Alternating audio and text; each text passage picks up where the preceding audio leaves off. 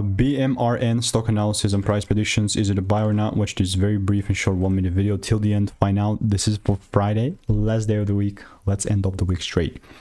Biomarin Pharmaceuticals, it's an already sort of bearish market.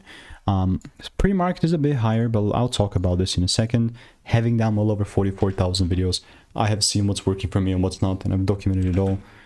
Even have so much receipts with BMRN in Discord here. 2 results, not a little. So because it's a bearish range coming from this top at 73 bucks, if there is a double break, I'm looking to take it down and short clip, you know, it's collapsing. But if it gives me a confirmation, right? So all that's left is the second one along these lines, something. And if it doesn't happen, I'm not going to sell, right? Like you can see the BMRN pre-market is a bit higher, but it's right around like the thing that I'm talking about, but we'll see. You know, I'm not going to assume this is pre-market 7:24 a.m. Eastern time.